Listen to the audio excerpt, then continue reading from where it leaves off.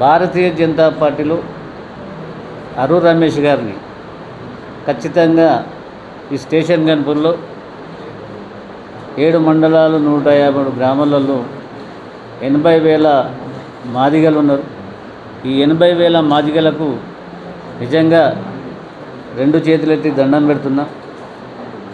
ఈసారి ఏదైతే ఈ బైండ్ల వ్యక్తి ఉన్నాడో రాజకీయ సమాధి చేయాలని, రాజకీయ సమాధి చేయాలి.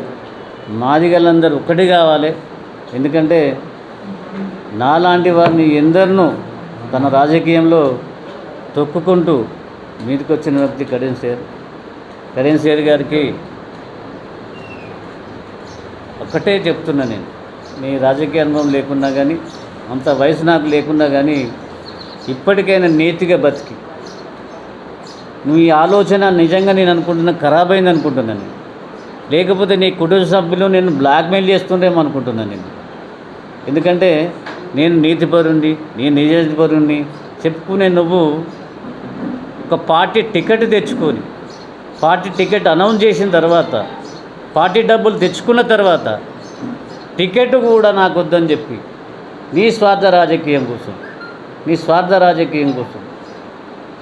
కాంగ్రెస్ ప్రభుత్వంలో చేరి అక్కడ కూడా పార్లమెంట్ టికెట్ ఆశించిన అక్కడ లీడర్లను కూడా మోసం చేసి టికెట్ తెచ్చుకున్నామంటే నేను ప్రజలు గమనిస్తారు, నిన్ను తరిమి కొడతారు. స్టేషన్ గన్పూర్లో కాదు, ఎక్కడ కూడా మళ్ళీ నీ వారసత్వ రాజకీయం ఉండకుండా ఈసారి పార్లమెంట్ ఎలక్షన్లో కాలుకు బల్బం కట్టుకొని, కాలుకు గుడ్డ కట్టుకొని ఖచ్చితంగా రాత్రి పగలు కష్టపడి అరూ రమేష్ని గెలిపించకపోతే మళ్ళీ మీ ప్రెస్ మీట్ పెట్టి మీ అందరికీ క్షమాపణలు చెప్పి బస్టాండ్లో ముక్కురాత అరూ రమేష్ గెలవకపోతే రాసుకుంది.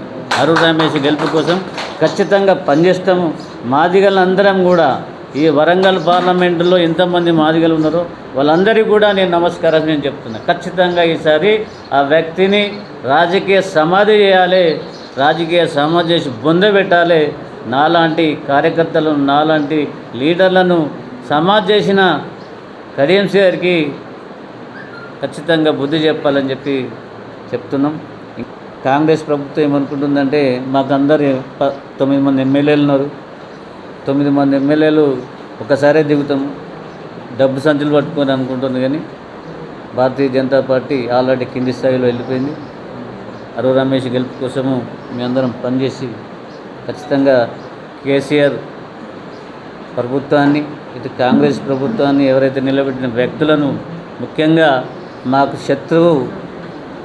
శత్రువు శ్రీహరే, ఆ శ్రీహరిని ఖచ్చితంగా మేమేందో చూపిస్తాం. నీకు చెప్తున్నాం కదా, నడి రోడ్డు మీద ఇది రాసి పెట్టుకోండి, హెడ్లైన్ పెట్టండి, కడియం శ్రీహరిని నడి రోడ్డు మీద బట్టలు